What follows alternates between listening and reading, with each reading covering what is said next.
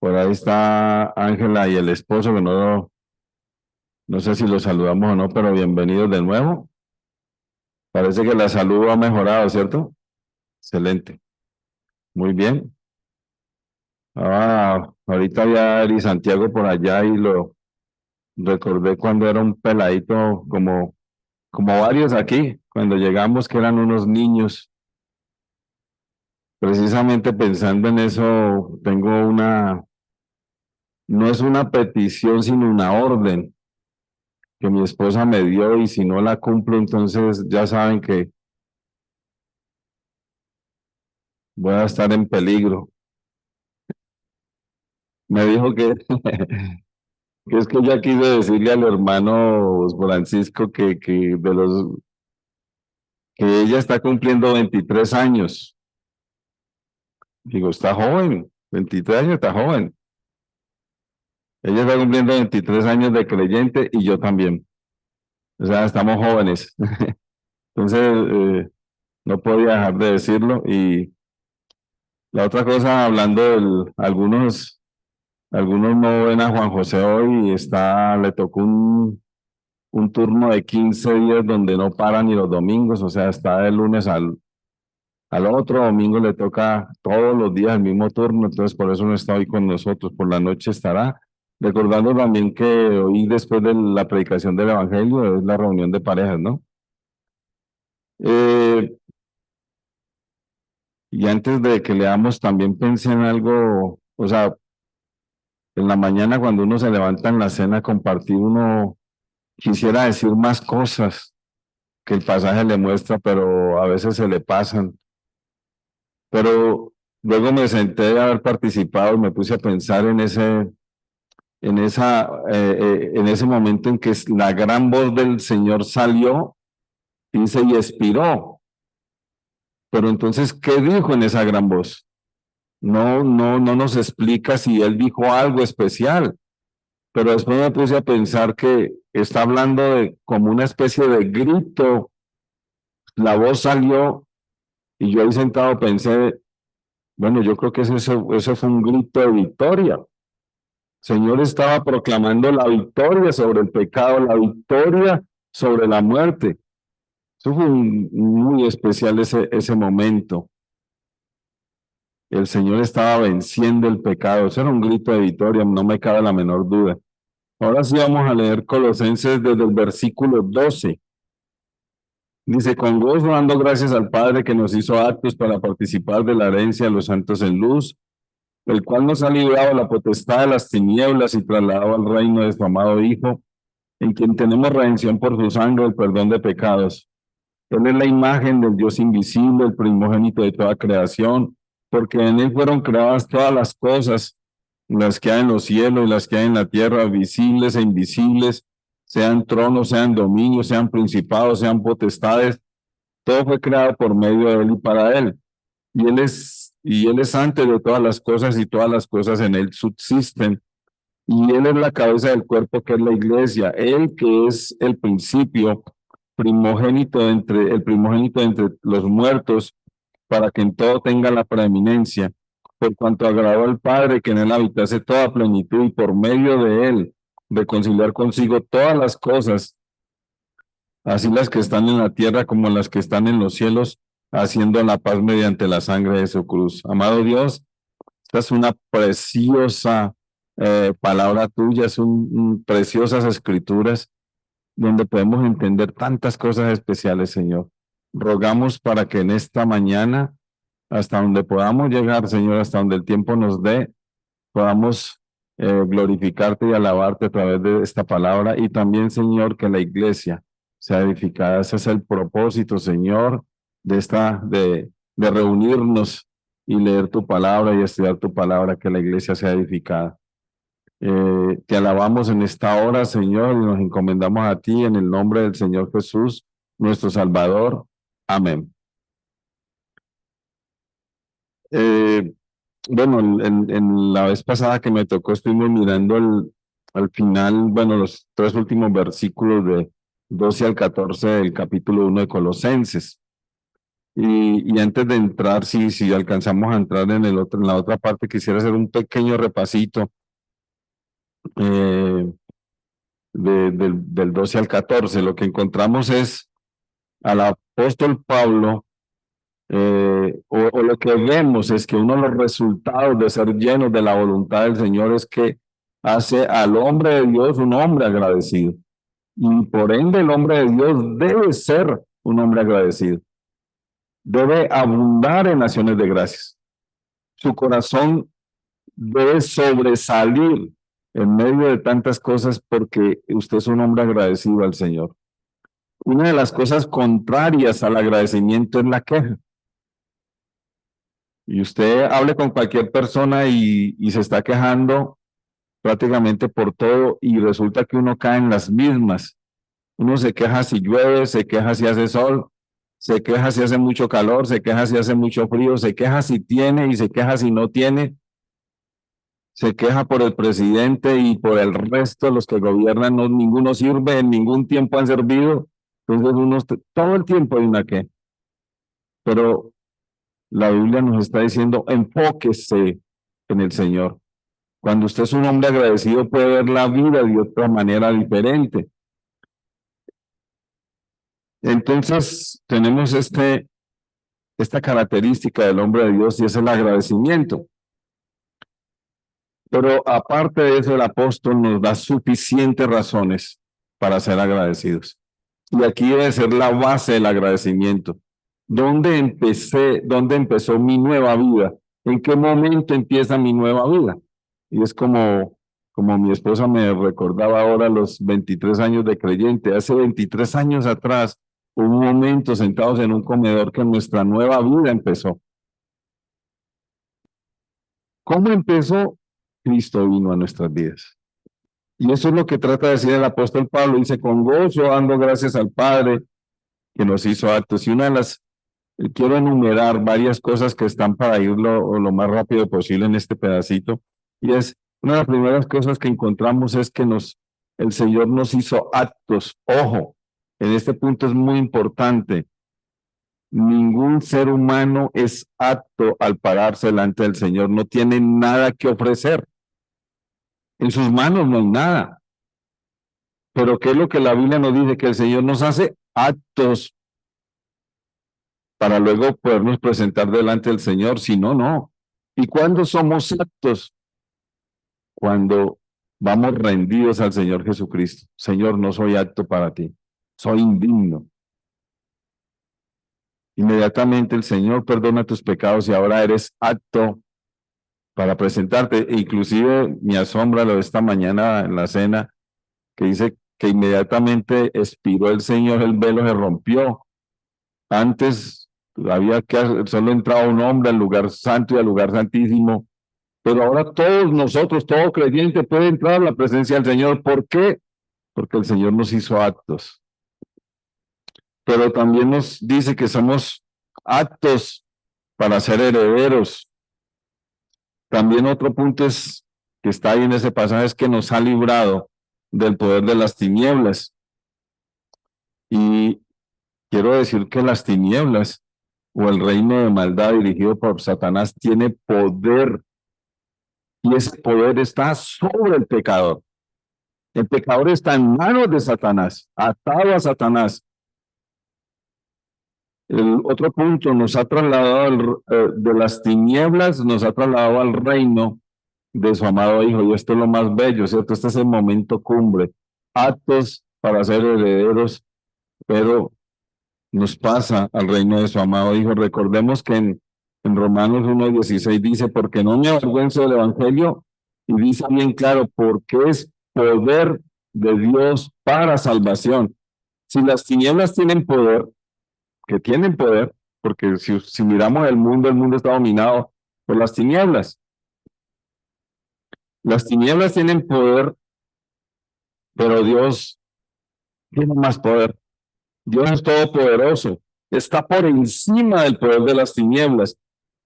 Y pienso, el Evangelio tiene que ser súper poderoso, tiene que tener un poder superior para sacar a un pecador de las tinieblas y llevarlo al reino de su amado Hijo. Eso es mucho poder, mucho poder.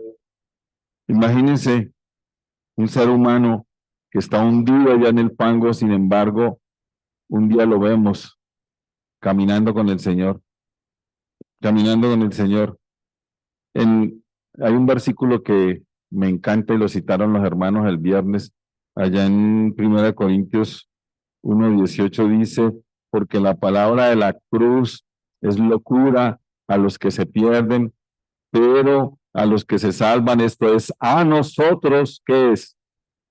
Poder de Dios. Poder de Dios, el Evangelio es poder de Dios. La única manera en que una persona salga de las tinieblas y vaya al reino de su amado Hijo es a través del Evangelio. ¿Por qué? Porque el Evangelio tiene poder. Todo el poder de Dios está ahí. Está concentrado para salvar un alma. Y como decía el hermano Francisco, si hay alguno en esta hora que aunque de pronto esté relajado y de pronto está un poco contento en las tinieblas, sepa que las tinieblas te van a llevar a una condenación eterna. Hoy es el día de pasar al reino de tu amado Hijo, pero déjese, dígale, Señor, yo quiero salir de las tinieblas, quiero ir al reino del Señor. Hoy es ese día. Otro punto que nos dice aquí es que, puntos importantes, es que hay redención por su sangre. O sea, fuimos rescatados mediante el pago de la sangre del Señor Jesucristo. Y un último punto que está al final del versículo 14 es, tenemos perdón de pecados. Y yo siempre me maravillo, si en la Biblia paso por algún lado y encuentro perdón de pecados, me maravillo, paro un momentico a deleitarme en eso, que mis pecados hayan sido perdonados, que mis pecados hayan sido quitados, que mis pecados hayan sido enterrados, que hayan sido tirados al fondo del mar. Tenemos que gozarnos en eso, nuestros pecados han sido perdonados. Por eso el Señor Jesucristo nos presenta actos delante del Padre, no actos por nosotros mismos, actos porque ya no tenemos esa cola de pecados. Él los quitó, Él los perdonó. Yo solamente pienso que el Padre nos justificó, hablaba el hermano Julio, nos ve como inocentes, sin pecado, ya que nuestros pecados fueron perdonados.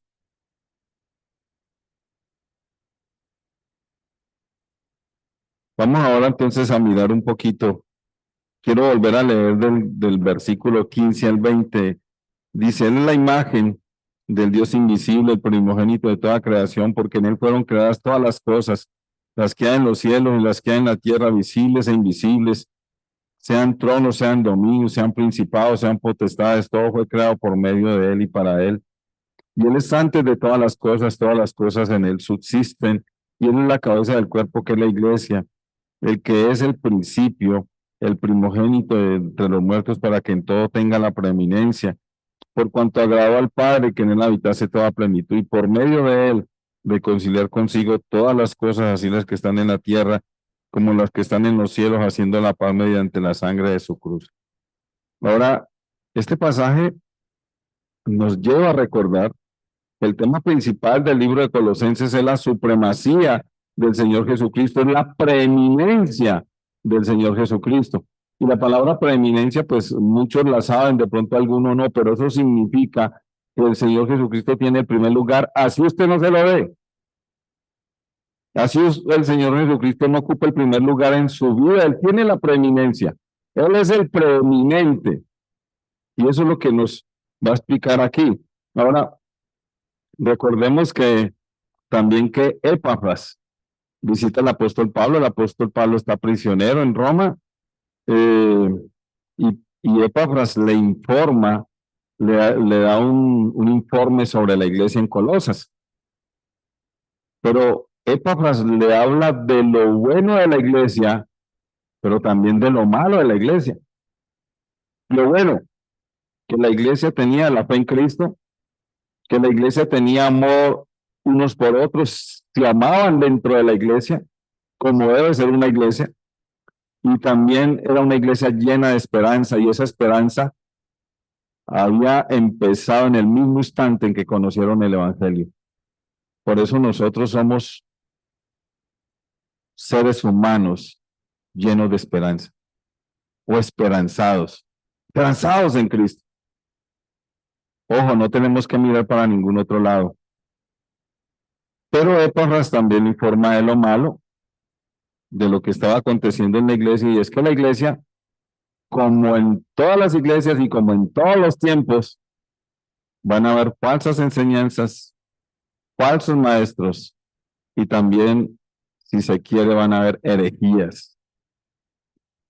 Y eso estaba pasando en Colosas. Había un grupo de gnósticos, había un grupo de judíos o judaizantes que querían enseñar cosas diferentes a lo que Dios es o a lo exactamente a lo que Jesucristo dice. El ataque fue contra el Señor Jesucristo, un ataque directo al Señor Jesucristo, a la persona del Señor. Estas falsas enseñanzas fueron conocidas en su tiempo como la herejía colosense, fue muy famosa en su tiempo. Estas falsas enseñanzas sacaban al Señor Jesucristo de su trono, al sentado al lado de la majestad. No, para ellos no era suficiente el Señor. Los gnósticos enseñaban que el Señor Jesucristo era uno de los tantos seres creados por Dios. ¿No les parece esa enseñanza parecida a algo que se enseña hoy día? O algo cuando le tocan a la puerta y le dicen de dónde venimos y la enseñanza principal es que el Señor Jesucristo no es Dios. Los gnósticos decían que el Señor Jesucristo no fue sino uno de tantos intermediarios entre Dios y el hombre. Bueno, eso es una historia larga, pero no quiero complicarme mucho con el tema. Ellos le llamaban emanaciones, o sea, el Señor iba mandando unas emanaciones, entonces iba viniendo una persona y se iba y un ser creado venía a la tierra o se iba y salían de Dios. Eso era lo que ellos enseñaban y entonces enseñaban que el Señor Jesucristo era uno de tantos, una emanación más, que era un intermediario entre Dios y los hombres. Por ende, no reconocían su divinidad. Entonces el Señor Jesucristo no era divino, era ser un ser inferior a Dios. Ellos no podían aceptar, como creían que el Señor Jesucristo era creación, entonces no podían aceptar que un ser creado, eh, no aceptaban que un ser creado tuviera un cuerpo material, perdón, no aceptaban que un ser divino tuviera un cuerpo material, por lo tanto no podía crear al mundo. Entonces, si el Señor Jesucristo fuera divino, no podía tener un cuerpo material, cuerpo humano, y por tanto no podía ser creado para esta gente. Esa era la enseñanza de ellos. Ahora, la manera eficaz de desarmar a los gnósticos judíos fue a través de la predicación de la verdad sobre el Señor Jesucristo. Y eso es lo que encontramos del 15 al 20. Ahora, una cosa que quiero hacer notar. El apóstol Pablo en ningún momento está entrando a tratar un problema de frente. Supongamos que vaya a Epafras y le diga, ¿cómo le parece que allá entró una herejía que dice que el Señor Jesucristo no es Dios? Y él mande una carta a ustedes, ¿qué les pasa? ¿Se enloquecieron o qué, papa? Y se enoje y les escriba y Jesucristo. Primero los exaltó, primero los subió, los animó. Ustedes den gracias a Dios por su fe en Cristo, por su amor entre hermanos, por su esperanza. Luego les dice, pide por ustedes para que sean llenos del conocimiento de la voluntad de Dios en toda sabiduría y toda inteligencia y da los propósitos. Y luego les dice de qué manera llegaron a ser rescatados, de qué manera les pone muy ampliamente qué fue lo que pasó. Estaban en tinieblas y fueron llevados a la luz. Pero luego les dice, les voy a enseñar quién es Cristo, sin meterse todavía en el problema. Entonces, la manera eficaz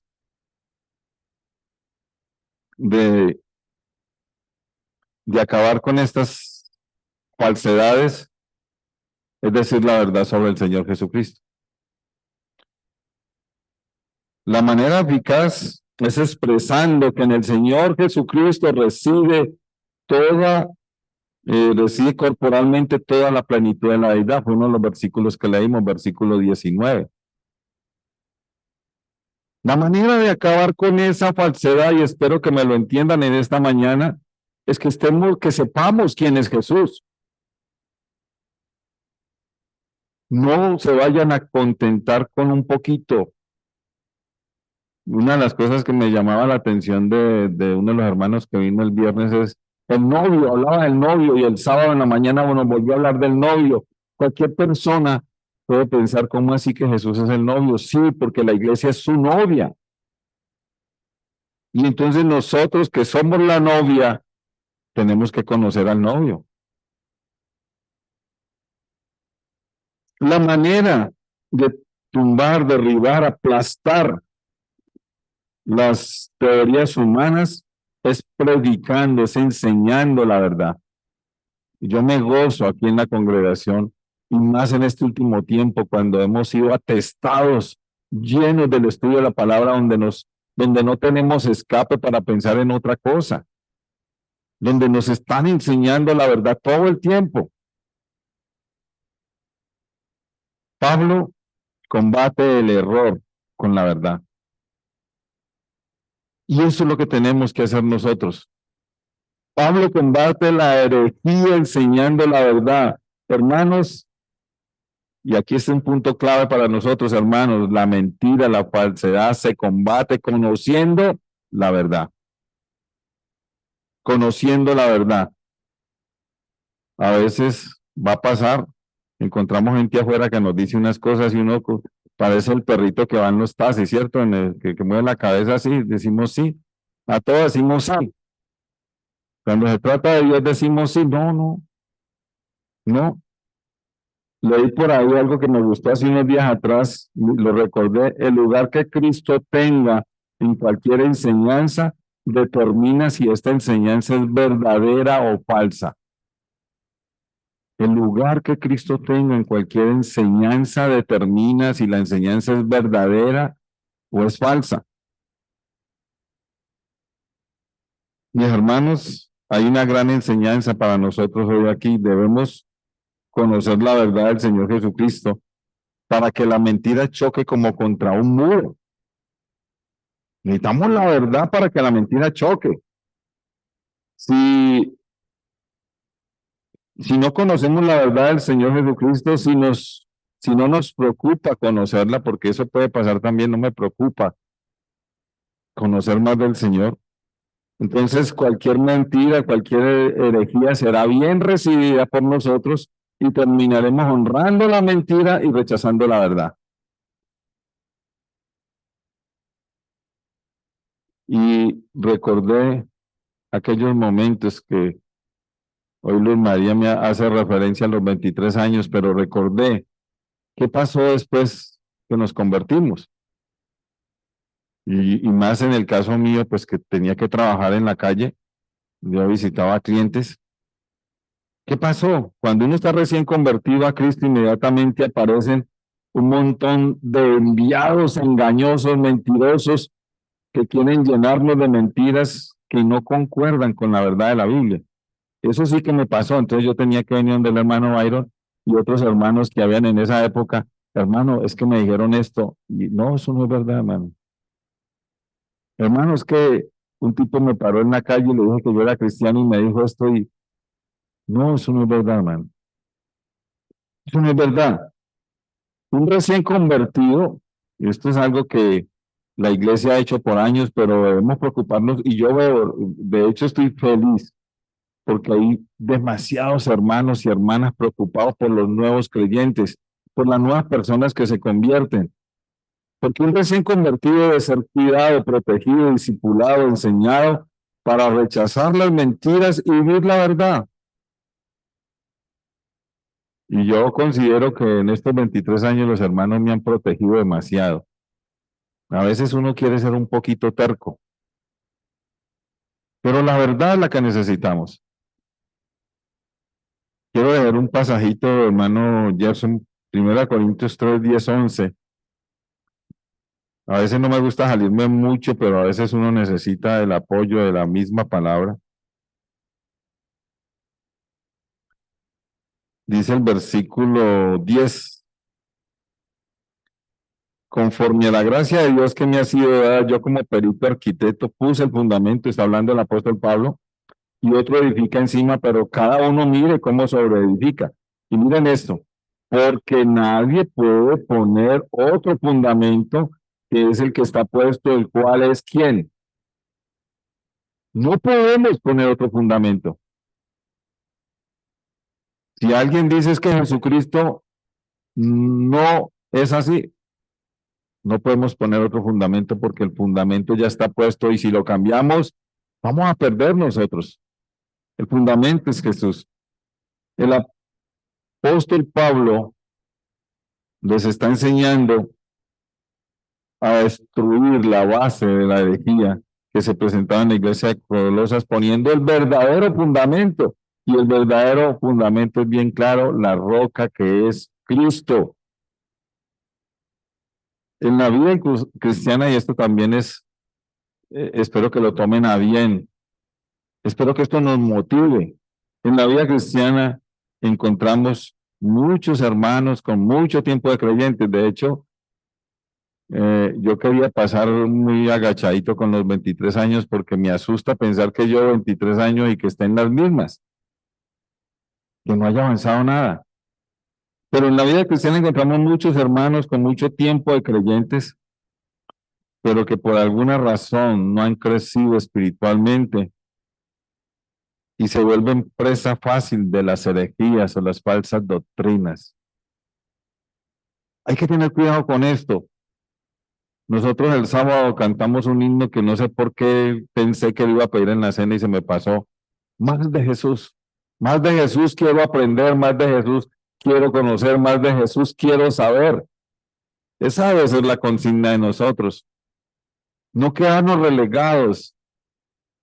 No, yo quiero saber más de Jesús. Recordemos, la herejía, las falsas enseñanzas se combaten conociendo la verdad de Cristo, estando firmes en la roca que es el Señor Jesucristo. Hermano, en el capítulo 1, del 15 al 20, donde estamos leyendo, el apóstol les va a enseñar a la iglesia en Colosas que Cristo es la solución, que no hay nadie como Él, que las herejías deben chocar contra el mismo Señor Jesucristo. Ahí deben morir. Que Cristo, ¿qué les va a enseñar? Que Cristo es suficiente, que no necesitamos nada más sino Él. Recuerden que los judíos, sí, los que, digamos, habían creído y los que no, pero comenzaron a andar detrás de los gentiles, queriendo que los gentiles se circuncidaran y comenzaran a hacer algunas cosas que mandaba la ley. Y el apóstol Pablo reprende eso. No, con Cristo todo muere. La ley llegó hasta ahí, pero lo que sigue es Cristo. Cristo es lo que necesitamos. Cristo es suficiente. Recordé que, y creo que fue el hermano Byron alguna vez dijo, y otros hermanos dijeron, pero recordé que muchas veces se nos compartía desde aquí, desde el púlpito, sobre una ilustración basada en los cajeros de los bancos, no en los cajeros automáticos, no, y no en el cajero como está por ahí nuestra hermana Jenny. Y recordé esa ilustración en este momento, a ellos se le enseñaba, a un cajero se le enseñan qué características tiene un billete verdadero. Entonces, cuando un billete llega a sus manos, pero no le falta alguna de las características del billete verdadero, entonces el cajero dice, este billete es falso, este billete no está bien. Los creyentes, mirando ese ejemplo, debemos estar armados de la verdad para rechazar con autoridad las herejías, las falsas enseñanzas y también a los falsos maestros. Debemos estar firmes para eso. Ahora, lo que vemos en los versículos del 15 al 20 es el pleno conocimiento de lo que Cristo es, dándonos a conocer que el Señor Jesucristo es suficiente, supremo, y de nuevo, no necesitamos más. Ahora vamos a mirar algunos títulos que tiene el Señor Jesucristo en estos versículos. En el versículo 15 encontramos que el Señor Jesucristo es la imagen del Dios invisible. También encontramos que el Señor Jesucristo es el primogénito de toda la creación. En el versículo 16 vemos al Señor Jesucristo como el creador, pero es el creador de todo. Todo fue creado por Él, por medio de Él y para Él. En el versículo 17 encontramos o vemos la eternidad del Señor Jesucristo porque nos dice que Él es antes de todas las cosas. Antes de que todo fuera creado, Él ya estaba ahí. Pero además, dice también que todas las cosas en Él subsisten. Él es el sustentador, o sea, el que sostiene todas las cosas. Y esta es una de las cosas que me maravilla a mí encontrar en la Biblia. Él es el que sustenta todo, el que sostiene todo. En el versículo 18 encontramos que el Señor Jesucristo es la cabeza del cuerpo que es la iglesia. Y yo digo, hermanos, el Señor Jesucristo es nuestra cabeza. Nosotros, de verdad, somos bienaventurados. Porque este cuerpo que somos nosotros tiene cabeza y tiene la más grande, el mejor, al creador de todo, al Señor Jesucristo. Yo diría que somos bienaventurados.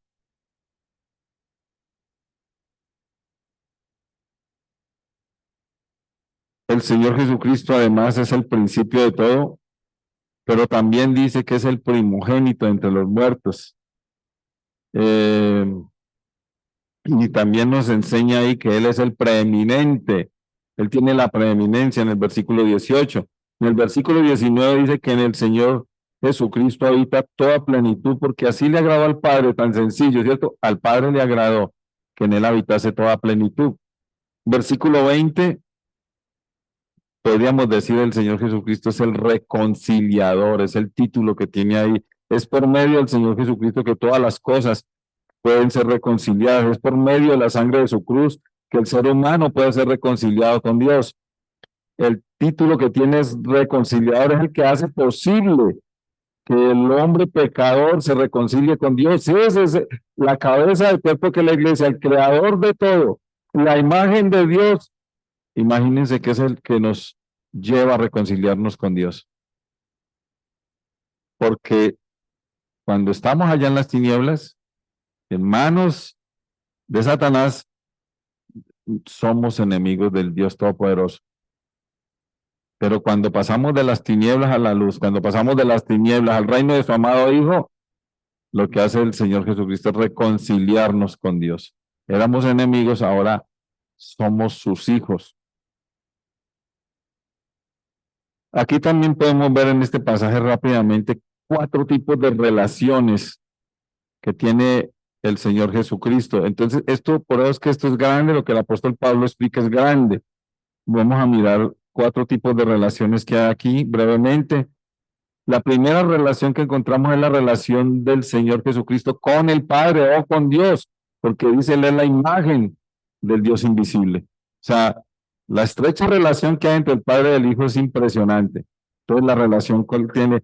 La segunda relación del Señor Jesucristo es con la creación. El Señor Jesucristo está relacionado con su creación. Dice el versículo 16 que todo fue creado por Él y por medio de Él y para Él. Aquí podemos ver 3 cosas bien importantes cuando hablamos del Señor Jesucristo como creador. Y es que la base de la creación nos dice en Él fueron creadas todas las cosas. El creador fue por medio de Él y el propósito de la creación para Él.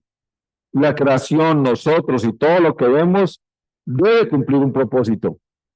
El Señor Jesucristo debe ser el preeminente en la creación. Debe estar por encima de todo.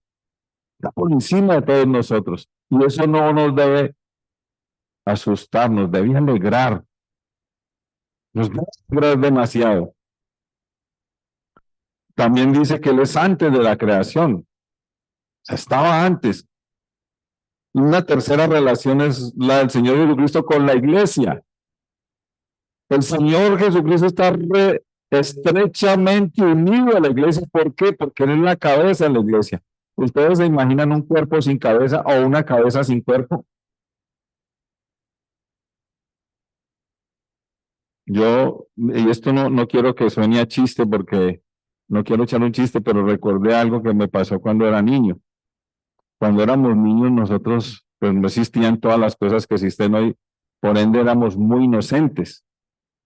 Entonces mi padre un día me mostró un tipo medio raro, como alocado, como enfermo más bien, y me dijo, sí sabes que a ese señor un día peleando con machete le cortaron la cabeza.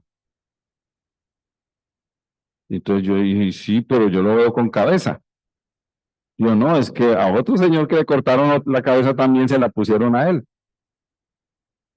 Y yo duré años diciendo, eso señor, le cortaron la cabeza y le pusieron otra cabeza. Hasta que dejé la inocencia y me di cuenta que eso no podía ser posible. Pero alegrémonos, hermanos. El Señor Jesucristo es nuestra cabeza. ¿Qué hace la cabeza? Dirige el cuerpo, guía el cuerpo para donde la cabeza quiera ir, para donde la cabeza. Y ya la cabeza nos ha mostrado qué es lo que quiere. Entonces nosotros debemos estar gozosos porque nuestra cabeza es el Señor Jesucristo y no es otro, ni siquiera nosotros mismos. Entonces se imaginan que la iglesia fuera guiada por hombres.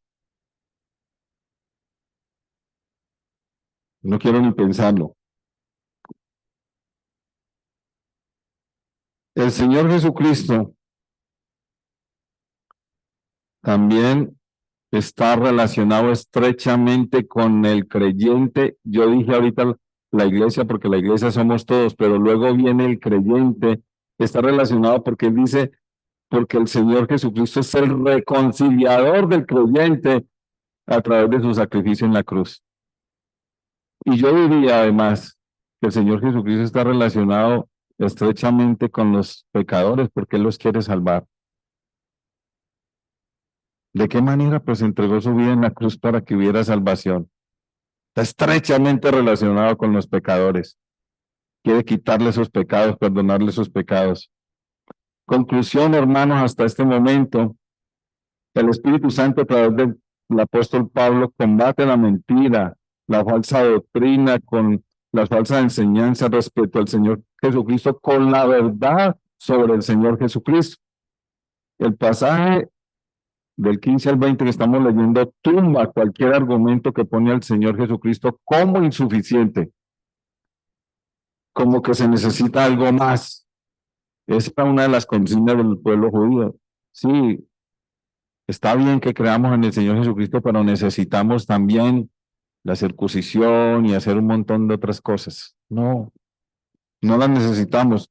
El apóstol Pablo con esta enseñanza les combate la mentira y les demuestra que el Señor Jesucristo es completo, es suficiente, Él es el supremo, Él es el preeminente. Yo diría amén, porque esto es todo lo que el Señor es. Él es el supremo, Él es el suficiente, Él es completo, Él es el preeminente. Otra cosa bien importante que encontramos en este pasaje del 15 al 20 es que encontramos repetidas veces el pronombre él. Alguno de pronto porque ya alguna vez lo miró, lo buscó, lo estudió. ¿Sabe cuántas veces se repite la palabra él en este 5 o 6 versículos? Está 11 veces. Él. Y estas 11 veces que se utiliza la palabra él hace referencia exactamente o directamente al Señor Jesucristo. Siempre para decir, por ejemplo, Él es, o por medio de Él, y para Él. Todo exclusivamente del Señor Jesucristo. Y este Él es muy importante porque nos muestra la grandeza del Señor Jesucristo. Este Él para mí Este lo escuché alguna vez, una vez que el hermano Byron y no recuerdo quién más, nos fuimos a unas charlas por allá en Pereira, creo que fue, y un hermano se pegó de él y hizo una cosa impresionante con este pronombre. Él muestra que todo se centra en él, en el Señor Jesucristo. Este pronombre él nos enseña además que la mirada del creyente debe estar exclusivamente en él, en el Señor Jesucristo. Por eso lo destaco, porque podemos desviarnos y mirar hacia otro lado que no sea él.